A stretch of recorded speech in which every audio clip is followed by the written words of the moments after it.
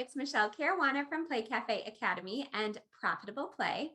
And if you follow this channel, then you'll probably notice that a topic that I just keep coming back to recently is attracting, hiring, and retaining employees and really keeping them motivated so that they're keeping your business running and your customers happy. And so that you, as the owner, don't feel like you have to wear all the hats and do all the things, because that is the fast track to burnout. So I've been talking about it on this channel. I've been talking about it on my podcast.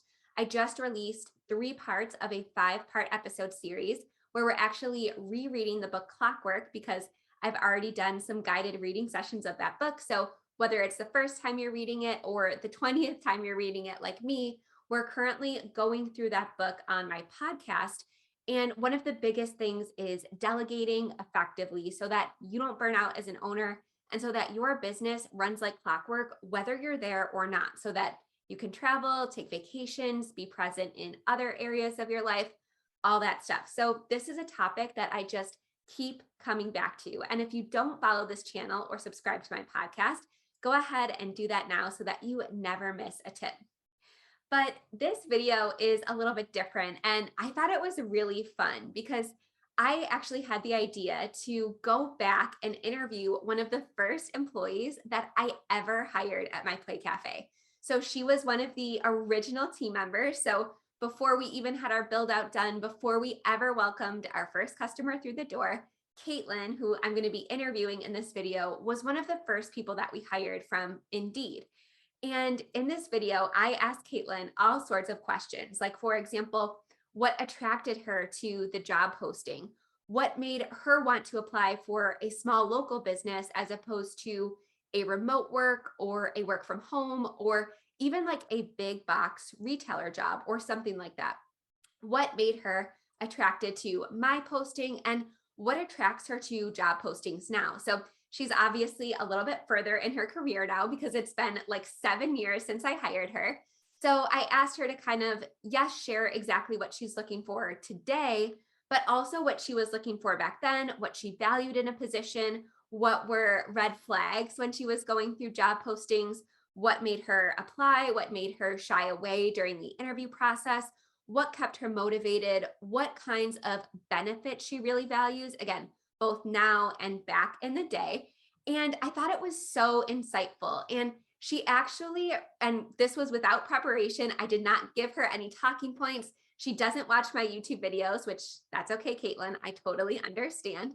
But I didn't give her any preparation. And I was so shocked and delighted that she ended up mirroring a lot of what Michelle Dillinger, who is my HR guest expert that I recently had on the channel, she ended up really confirming a lot of what Michelle was saying about what motivates the younger generation, how to keep them engaged, how to avoid the quiet quitting phenomenon, how to notice any red flags of when they might be getting ready to leave, how to retain them and really keep them, like I said, motivated and achieving in their positions. And like I said, how to attract them and actually get them to apply to your postings, because with an abundance of remote work and flexible opportunities out there right now, it's harder than ever for small local service-based businesses to actually even just attract people into the hiring process. So I really appreciated Caitlin's insight, and she gave some really practical and real life examples from her workplace experience, which again, I really appreciated her transparency and the fact that she was willing to be candid with me, both about my own mistakes as a manager and about what she's experienced since then in those 7 years. So I really hope you enjoy hearing this firsthand account. And if you're an owner or a manager, I hope you walk away from this conversation really feeling empowered and really validated in what Michelle talked about in terms of attracting, hiring, and retaining employees, because I think they both had a lot of similarities. And again, I was very delighted to see that because no coaching involved. All right, without further ado, here is my conversation with Caitlin Whyte. And if you want to learn more about Caitlin, she is absolutely rocking her career right now. She does podcast editing and all sorts of stuff. All her information and her portfolio is linked in the description of this video. All right, let's talk to Caitlin. All right. Thank you so much for joining me today, Caitlin. It's so good to be here. It's so good to see you again. Thank you for having me. I know I'm really excited. So, just to give everyone listening a little background, Caitlin worked for our Play Cafe in I don't know, like 2016, I think. Yeah, like It right was when like it opened. right when we opened. Yeah, it was, Yeah, I remember being there like before, like setting up and painting and stuff. yeah, crazy time. And we were like training at like the restaurant next door. Oh my God, yeah. It was Wow, it's all coming back. It was a lot. I know. I tried to like block most of that out because it was like truly a traumatic experience. I think for everybody involved. It's so But funny. I'm so excited that we've stayed connected, and I'm so excited to talk to you again. And I really just wanted to kind of get your perspective as a younger generation and just to kind of put yourself back into that space of Mhm. when you were, because I think you found us on Indeed, or maybe it was Facebook. Probably indeed. I mean, just to put myself and to put everyone kind of where I was, I had recently moved back to Rochester. I had been gone just, doing the 20s thing, moving around, having a bunch of wild jobs, and then moved home after I had like a fellowship that had come to its end and was living at my parents' house, just scrambling for truly whatever job I could find. And having all this coffee background, I was just typing like barista every single day into Indeed and ended up working at Climbing Vines. I think I was working at another bakery at the time. I had like, balancing like three part-time jobs. So it must have been Indeed, probably Craigslist even. I don't know. Yeah. So, I mean, is that still where if you needed to look for an opportunity, is that still kind of where you would be looking? Yeah, I mean, I do honestly look a lot on Indeed still, and I kind of now that I've kind of transitioned into more of my field, which is radio and podcasting itself, there's like separate job markets and listservs and stuff for that, but every so often I'll just pop onto like LinkedIn or Indeed and be like, what's in the area though? What's around here? Yeah, that's so. Is there any other like search engine that you utilize? I'm just so curious. I do. I've tried LinkedIn. I don't know if it's really the best for my industry, but I'm on a ton of Facebook groups and I'm on a lot of listservs, like these Google groups where people kind of just, they're, I am on one that's called Ladio for women in radio. I'm in another one that's just kind of like all kinds of people in radio. And then they have separate subdivisions for like the Bay Area and just all kinds of different like niches. You can find like your queer radio people and stuff. So just joining all of these kind of online groups has really helped. And then just, finding connections and things like that, like really finding the niche of the market that I'm looking to work for and then going from there. All right, cool. So that's really helpful. So when you're looking and when you're searching on Indeed and when you're looking in all of these subgroups, like what are some things that you look for in a position, or what are some keywords or benefits, I guess, that kind of jump out at you? Is there any in particular? I think a lot of times, especially with like Indeed and just online postings, I kind of steer clear of things nowadays that ask for like a rock star or, an A plus employee. I mean, obviously these are things any employer wants, right? You want someone who's going to be able to do a lot of different things and you want someone who's driven but sometimes when it's so hyperbolized and ramped up, I'm like, "Oh, this means they're going to take advantage of me." And you scroll down and it's like $8 an hour and I'm like, "All right, on to the next one." I think just sometimes if a posting is so over the top like that, it can kind of steer me away because I know that it's not as nuanced or it's not as focused on what you want me to do. You want me to do a little bit of everything. And that I know at this point, and having so many jobs in different areas and restaurants and podcasting and all over, that it's probably going to mean I'm going to do a lot more than what's actually in this posting. I like kind of clear boundaries that are like, here are the things that we want you to do. And I mean, obviously, any job, you know, there's middle ground, especially if you're at a restaurant. Sometimes I'll do dishes, sometimes I'll sweep the floor, sometimes I'll make the coffee. And that's kind of given. But it's those job listings that kind of are coming at you real hot that really kind of make me go, I'll close this tab. Yeah, and it's so funny. So in preparation for this conversation, I was like looking back at like the Oh my job God. postings that I would put out, and it was like exciting, fast paced, Fast paced. Yeah. and that was like code for I have no idea what I'm Yeah. doing. We just opened and you're going to learn with me whether you Mhm. like it or not. And so I cringed so hard reading those like past job postings because I was trying so hard to convey like, hey, I really value your skills and your individuality, but like, this is a new business. So I was trying really hard to like convey that. And I just did an Well, absolute it's terrible funny job. because like I think, something I value a lot is transparency and like kind of having that relationship with like a boss, an employer, a supervisor of just being able to be like, "Hey, something came up," or like, "Here," like, without getting crazy into like medical details or whatever, but being like, I would have rather seen a post, at least at this point, being like, "Hey, I'm a new business. I have no idea what I'm doing. Do you want to come on board?" Like that, as at least that's more compelling to me, as now as like a 30 something year old than maybe someone who's trying to be like exciting, fast paced, hit the ground running. You know what I mean? Like, Yep. that's so funny. But when I was applying, I ate it up and I said, "Let's go." Like, I know, but I mean, that was a different time, I exactly. feel like. Yeah, And I yeah. don't feel like that post would have hit quite the same way Hmm. as it would now. Right. Yeah, exactly. I know. And like this kind of new era of more transparency and stuff, you could probably get a ton of people just being like, "Oh yeah, let's do it." Startups, that kind of stuff. Yeah. Yeah. So I wish I would have been a little bit more transparent, a little bit more like you said, like setting those clear boundaries, like this is what I need you to do. These are the expectations. These are the expectations that like you can expect from me as a brand new business owner. Hmm. Um, Hmm. because I feel like I was constantly trying to put off that I was like knew everything already and that we were like a big box because I came from like the corporate world. Right. Yeah. So kind of speaking to that point, when you're looking for these job listings and as you're kind of scrolling through, what are some things that might attract you to a small business that maybe a big box like Amazon or like Wegmans or Walmart, like what would kind of compel you to apply to that small business posting rather than that big box store? Yeah, I think for me, I've honestly never really worked for like a large corporation in any part-time, full-time capacity.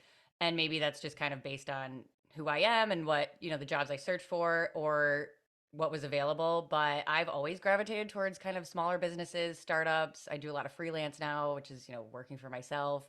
Um, and I think because they do, I mean, logistically speaking, it's easier to get into like a small business than like having 9 interviews for like Amazon corporate or something, right? So if I'm looking, especially like when I worked for you, I was like, I need a job, I need it yesterday. I don't have time to, go through all kinds of you have to meet with HR and then this supervisor and this and that. Usually it's like you meet one or two people and then within that week. And so granted that's pros and cons to that, but it is a faster process usually. And I think it's more personal. Like I like working, like I said, with the whole transparency theme.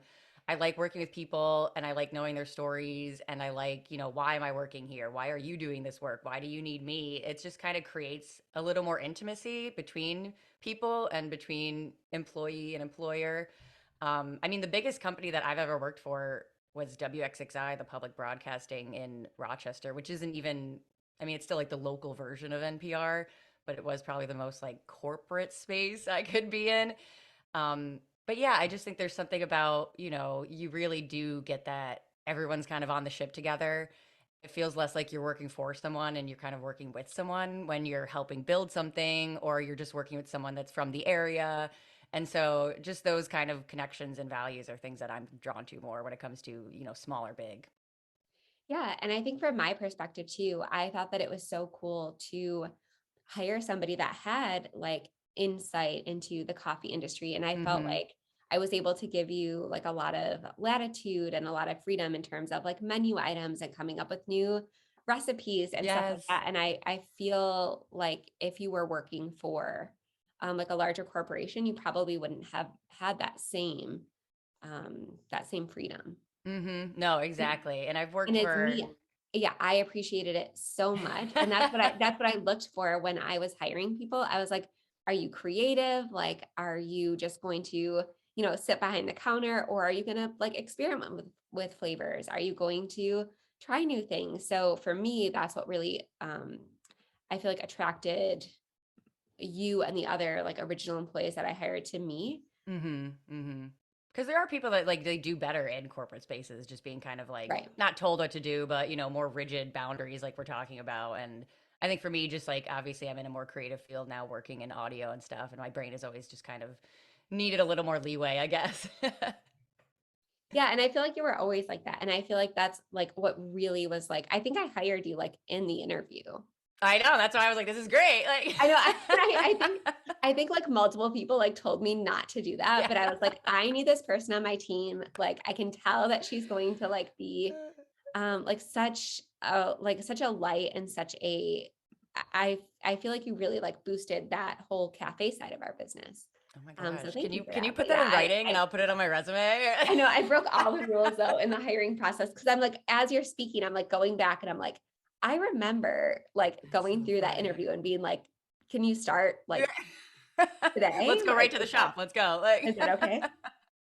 But I so appreciate that that transparency, and I could feel that for sure in your interview, mm-hmm. and that you were going to be that like person who was always like, I feel like you always like couldn't sit still, and you were always like trying new drinks and trying new things. So, to me, that was like I really yes, I hired like based on experience, but I Mm-hmm. also way more so I think hired based on personality and um, just who was going to fit in the Mm-hmm. environment. And I don't think that your objective was to like work with small children, but it ended up working, I think, for, you know, so I so appreciate that.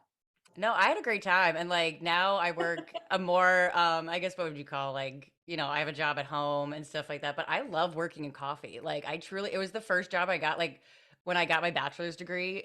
And once I learned how to have like make latte art though, got a job at every corner. And it's like truly was like more helpful than my bachelor's degree for a couple of years.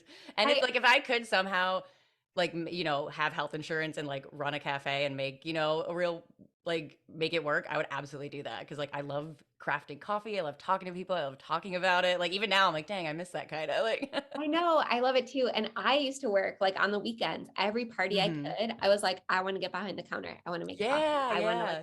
talk to like I love hearing people's orders. I love like just talking to people. And all of your pictures, by the way, are still on our website. Oh So my god, I was gonna ask honestly, I was like that's so I still funny. use them all the time, not just like you behind the counter, but also all of your latte art. I use Oh it my gosh, all I the wonder if I time. could still do it. I haven't done a latte probably since then, and it's a skill that I truly like keep in my back pocket. It's Just like you never riding a know, bike. you never know. Riding a bike, yeah. So, I guess this is the last question that we'll get to, but we kind of talked about like what you look for, like what kind of steers you away from jobs. But is there anything that, not even necessarily just in the posting, but is there anything like while you're working for a Mm, company that is like an immediate no, like an immediate red flag? Is there something that kind of signals to you like this company doesn't value me? I'm mm. replaceable, and is kind of like, okay, this is my time to move on. Is there anything that kind of gives you that feeling? Yeah, absolutely. I've actually been kind of going through this recently, so that's like good timing. But I mean, I'm thinking of how you were just talking about like hiring me on the spot. And I think for me, like just going with my gut is so important because I recently had a job interview and it had multiple steps, right? Like I was saying, it had, you meet with one person, then you move up, and then you did some kind of like um, training, whatever. But as I really wanted the job at first, I was very excited as you are in an interview. And as we went through the process, I kind of was just like, I don't know if this is the work I want to do. Everyone's really nice. The pay and benefits were great, but something in me was just like, I don't know if you want to throw everything else you're doing away right now. And I don't know what it was, but it was just that like, intuition, spirit, whatever you want to call it. But I ended up not taking it because I was just like, there's something in me that's saying I'm not going to like this work come 6 months from now or something. And it's hard to do that, especially when there's like, money on the table and stuff like that. But I think going with my gut has gotten me to the place in my career now and has gotten me jobs in the past that, for the most part have led me to where I am. And so just really trusting that over because it is so hard to be like, oh, well, this is it's a celebrity client or it's a really good job or, the person seems really cool or the money is great. And that's all incredibly important things. But sometimes there's just that thing inside that's like something's off. And so I think that's really important. And then in terms of like when you're working a job and starting to feel that shift, I could see kind of that also, just like, you start waking up in the morning and not wanting to be there anymore and kind of procrastinating on my stuff. Or I don't want to use that term quiet quitting that people are saying because it's insane. But like in a way, where I'm like, I used to be really into this and now I'm doing the least. And, after a couple months of that, I'm like, is this really benefiting anyone at this point? Right. I'm not happy. They're probably not happy. Um, and then I think lately, this might, dealing with customers, dealing with clients, dealing with just people outside the job even that are rude to you or don't respect you and things like that, which can happen in really any industry and any kind of job. And going to my boss, this happened to me once, and they kind of took that person's side. And I was like, well, you're my boss. It would be really, and now I still work for this job. So I haven't figured out how to leave yet, but it really put a bad taste in my mouth saying, I'm not comfortable in this situation working with these people. And then you just kind of say, well, the customer's always right. And now I'm just left here hanging, still having to like, interact with these people. And it doesn't make me want to work for them. It doesn't make me want to, clearly I'm on a podcast talking about it, but it just kind of, it hits you weird when you're like, well, you're my employee, you're my boss. Like I understand you have to see both sides, but in the end, I would hope that you would back me up as your employee. And so that's kind of hard. Yeah, absolutely. And you should always feel, safe and respected. Absolutely, yeah. And I think, like we were talking about like that transparency and stuff in this kind of like maybe new age of working or whatever and being more open and vulnerable. Maybe I wouldn't have said something like that to my boss maybe like 5, 6 years ago if something like that was happening. But now that, we're in this era of people talking up more, and then just to see it get shot down, I'm like, what are we doing here? It's 2022, man. Like you're not even listening to my side. And yeah, I think that can kind of be, a time to be like, all right, that might be my out soon enough. Yeah, and it's I think it's so important for I mean the people who manage employees listening to say like if an employee expresses this kind of distress and concern to you, they're obviously feeling they're struggling, they're feeling, unsafe or whatever the case may be. And, don't be surprised, like you said, if they Mhm. put in their 2 weeks. So I think a Mhm. lot of times us as, owners or managers can really disregard these unfairly, these situations. And I think, like you said, in 2022, it's high time for us to really listen and sit back and say, okay, why is this person bringing me this issue? She, like you said, she is my employee. I should be taking her side. I should be backing her up. I should be helping her to set these boundaries. Um, and then, like you said, it's all of these managers will have multiple scenarios brought to them and then be so surprised when that Mhm. person leaves or when that person quits. So Mhm. I think that's so important to keep in mind. And it's just like, you work for a company, you put so much work into wherever you are, whether it be a restaurant or, some kind of office job.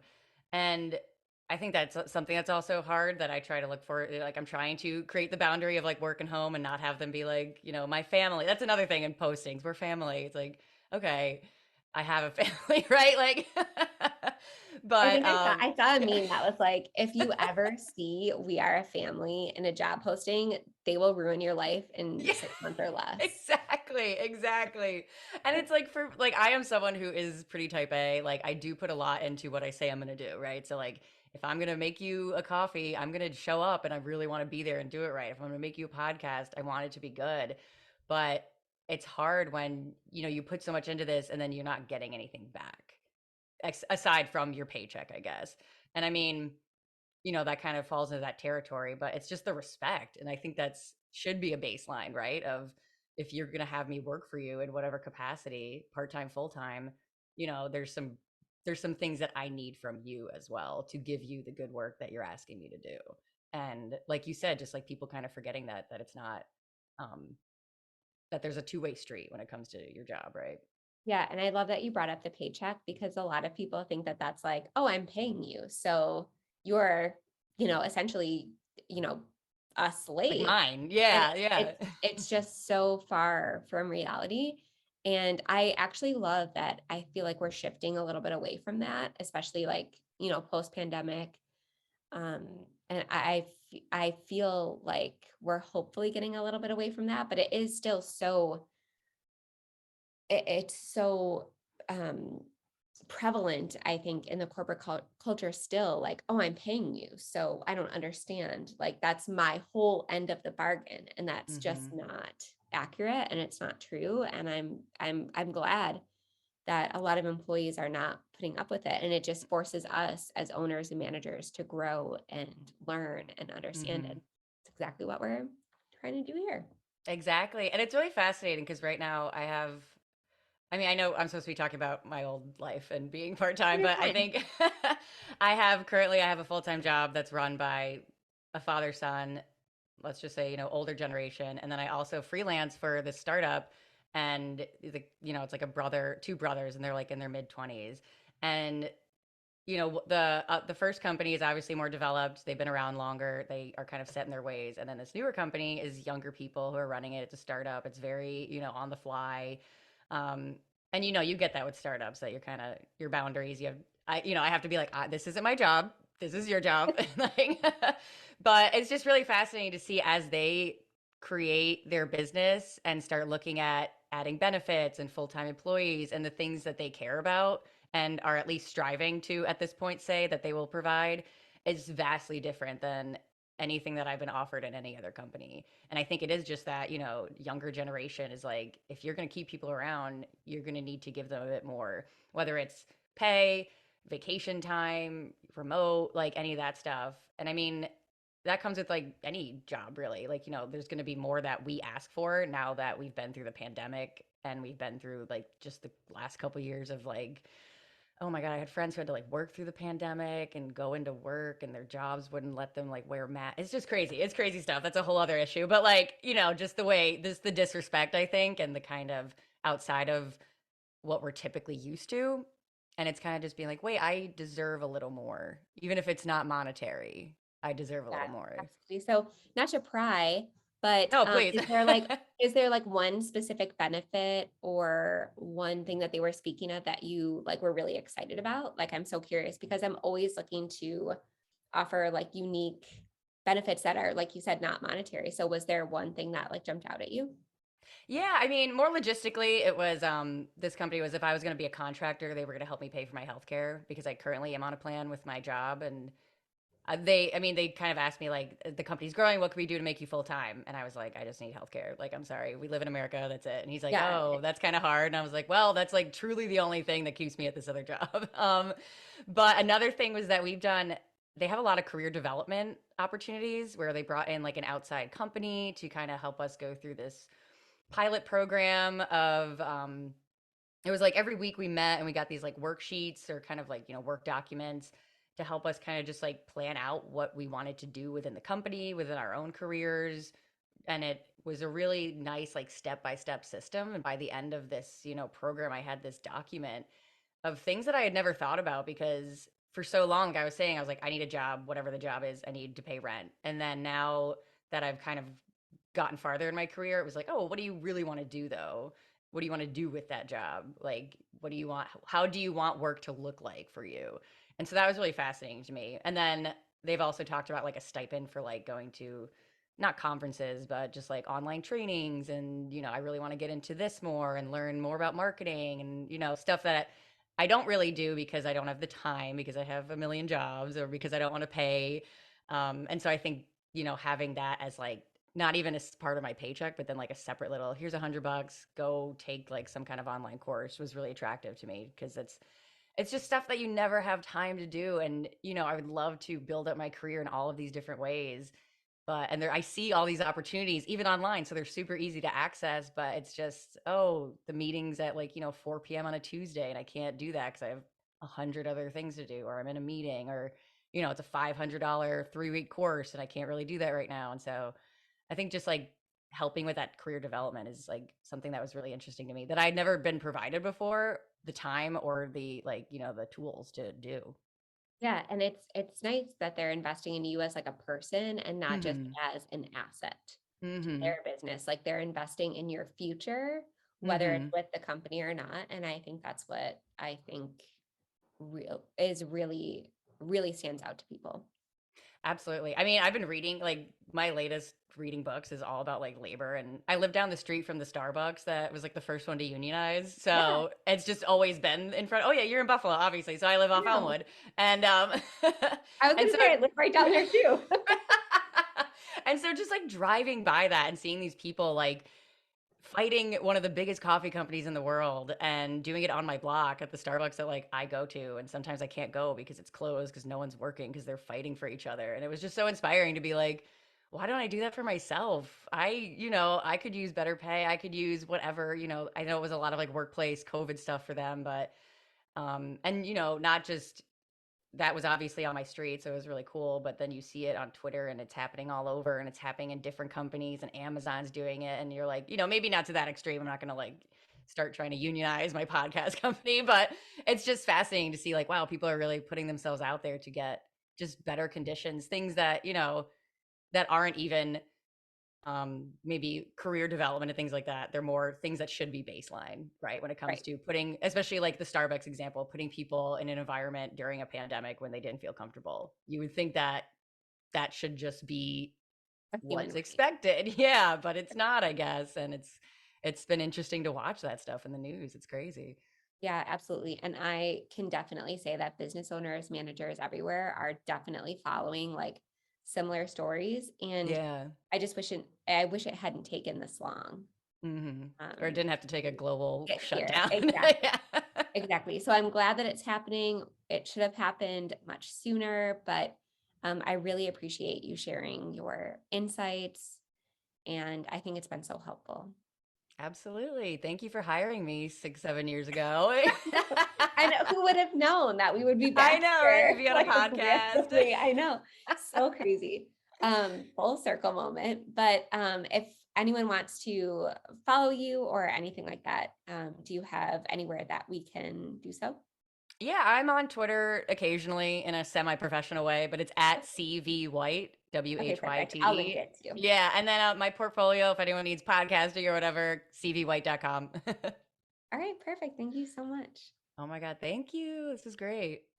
All right, that wraps up my interview with Caitlin. Like I said, I thought this was so fun and different, and I really enjoyed doing it and kind of taking a trip back in our time machine and going back to that just open stages because sometimes as a seasoned owner, I kind of forget about those early stages of business. So it was so nice to speak to someone who was literally my first employee, who was right there alongside me, who went through the trials and tribulations and saw me struggle, and I hope it provided a cool and unique perspective and some additional insight for you that I just can't provide as being on this side of the table. So if you enjoyed this, leave me a comment. I'd love to do more of this style of interview. Like I said, to just give a different perspective on some indoor playground business issues or things that we run across. And if you have any other content suggestions, you can also leave them in the comments. I have a running list and they are all inspired by comments, emails, questions that I've gotten on my Instagram. So just let me know. And all of Caitlin's info, if you want to connect with Caitlin, is also in the video description. All right, thank you guys so much. And don't forget to subscribe to my channel so you never miss a video. All right, have a great day.